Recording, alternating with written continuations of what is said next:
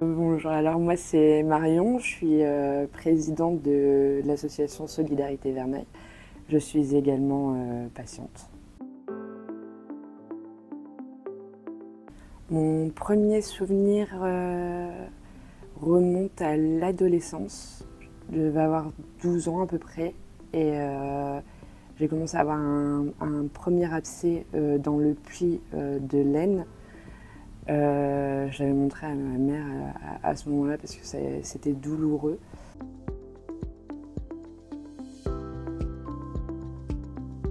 Physiquement, c'est le poids des abcès, enfin la place qu'il peut prendre en général sur le corps. Ma première grosse poussée où j'ai dû me rendre aux urgences tellement c'était douloureux, m'empêchait de plier le bras alors que j'étais vendeuse en boutique. Et il fallait que j'aille absolument aux urgences. Et après, en termes de psychologique, c'était juste après le diagnostic où je me suis dit, ça y est, maintenant j'ai une maladie chronique, je vais devoir apprendre à vivre avec et je ne pourrai pas vivre comme avant. Il y a une grosse... en fait, quand on nous dit suspicion de maladie, j'avais été voir ce que c'était que la maladie de Verneuil et je me suis dit, mais non, j'ai pas ça. Je peux pas vivre avec un truc pareil toute ma vie. Et une fois le diagnostic fait, c'est un soulagement, mais aussi une crainte parce que on a les mots sur ce qui se passe sur notre corps, mais après, on se dit, du coup, il va y avoir des traitements, des suivis médicaux, des chirurgies. Et oui, j'aurais pu la même vie que j'aurais avant. J'avais pris rendez-vous à un dermatologue qui était à 15 minutes de chez moi, mais le Covid est arrivé. Cette dermato est partie à 250 km de chez moi. J'ai quand même gardé le rendez-vous parce que c'était une professionnelle reconnue qui connaissait la pathologie. Du coup, j'ai fait les 250 km pour aller la voir. Et je me rends compte qu'aujourd'hui, qu'on est beaucoup à chercher un spécialiste, un dermatologue qui connaît cette patho pour voir si oui ou non c'est bien cette pathologie qu'on a. Quand j'ai commencé à chercher des infos, quand j'allais un peu mieux avec ma pathologie, que je me sentais bien, j'étais à un rendez-vous médical en groupe, ça s'appelle une rencontre pluridisciplinaire, où on est plusieurs patients à avoir les mêmes professionnels de santé. Et à la fin de la journée, on s'est rendu compte qu'on venait pour la même chose.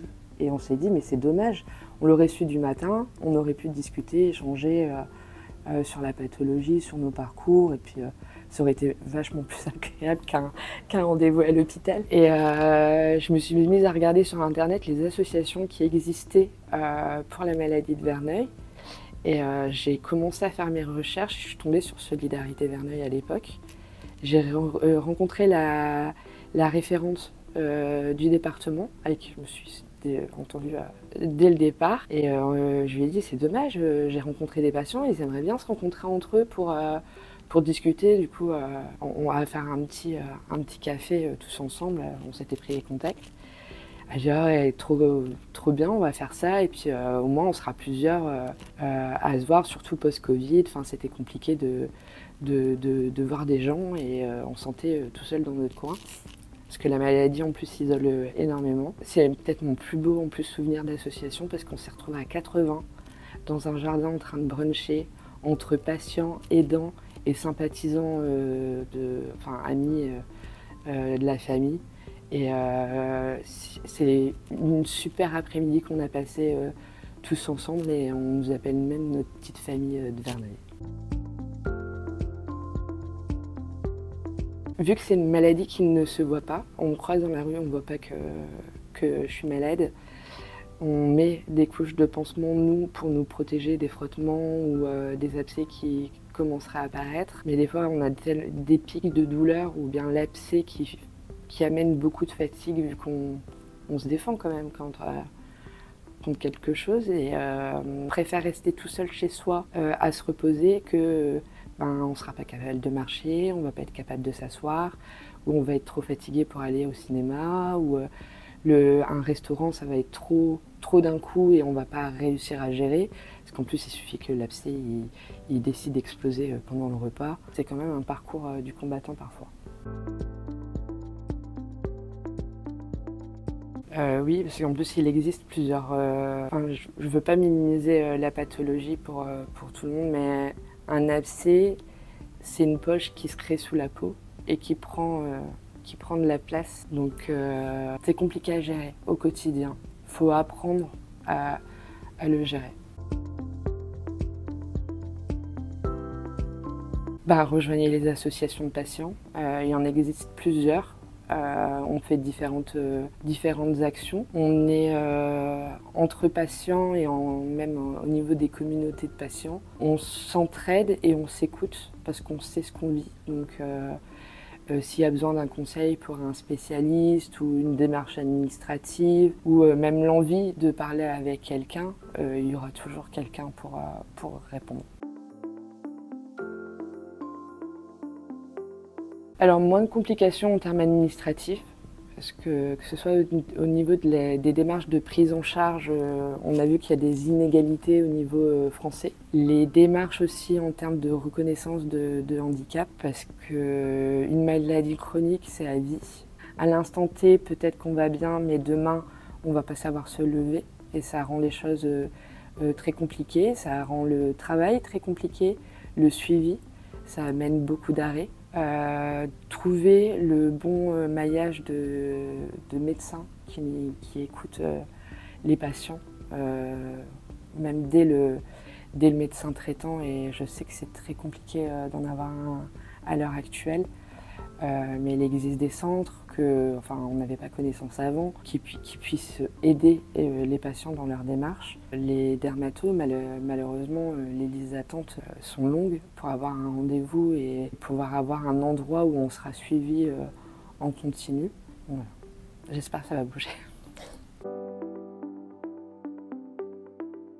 La RQTH, elle est validée, je dirais, automatiquement avec la maladie de Verneuil. Parce que même si on ne dépasse pas un seuil d'invalidité, on a une pathologie chronique. Donc, on conseille à tous les malades actuellement de remplir un dossier, même si pour eux, ils ne sont pas légitimes, parce qu'à l'instant T, comme je disais tout à l'heure, ils se sentent bien. Peut-être que demain, ça ne sera pas le cas et ils vont avoir besoin de se réorienter ou trouver un autre travail. Donc il vaut mieux faire les démarches RQTH dès le début. Moi je fais un stade 3, ça fait que j'ai des abcès en continu. Le stade 3, c'est les abcès où il y a vraiment tout est entremêlé, entre guillemets. Et du coup, si j'en ai un d'un côté, mais j'en ai un autre qui se calme, le lendemain, ça se peut que l'autre soit réveillé, que celui de l'autre côté soit calmé. En ce moment, vu que je n'ai pas de traitement qui me corresponde et qui améliore mon quotidien, je gère plus ma fatigue et mes activités vis-à-vis de mes poussées.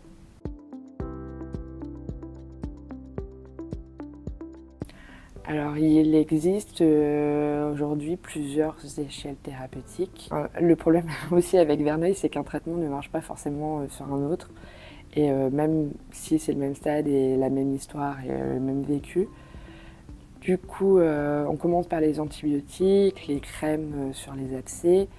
Après, si ça ne va pas avec les antibiotiques, on passera sur des biothérapies, type anti-TNF, vraiment des molécules spécifiques qui vont aller attaquer le problème de l'inflammation. Le point positif, c'est que c'est en style injectable, on n'est pas obligé d'aller à l'hôpital, et ça améliore le quotidien de pas mal de malades. Ça réduit l'impact de l'abcès et généralement ça calme entre les poussées de Verneuil.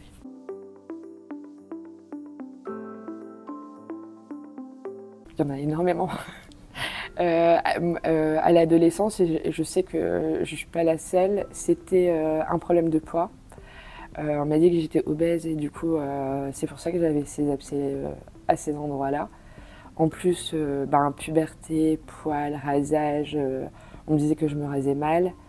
J'ai déjà entendu aussi une mauvaise hygiène de peau en général, qu'on se lavait mal ou pas du tout. Il y a aussi du coup l'obésité qui continue chez pas mal de patients en disant que le poids est un facteur, une cause de Verneuil, alors que pas du tout. C'est juste un facteur aggravant, c'est le frottement de la peau qui peut provoquer un abcès. Le tabac aussi, il y a énormément d'idées reçues sur le tabagisme. À l'heure actuelle, il n'y a aucune étude qui montre que le tabac cause les poussées. En tout cas, on sait que ça peut être un facteur aggravant pour la cicatrisation, mais je dirais que le côté diététique et tabac sont des règles d'hygiène de base qu'on devrait avoir tous pour être en bonne santé. Vous n'êtes pas seul, les choses avancent, doucement mais sûrement. La maladie de Verneuil prend un nouveau tournant, il y a énormément de recherches et de médecins qui se battent derrière pour nous aider dans notre quotidien. J'irai quand même faire attention aux informations qu'on peut pêcher sur internet, d'aller sur des lieux sûrs comme sur Doctomy où la lecture est faite au niveau médical. Ne pas écouter ce qui se passe sur les réseaux, parce que la moitié des informations est très fausse.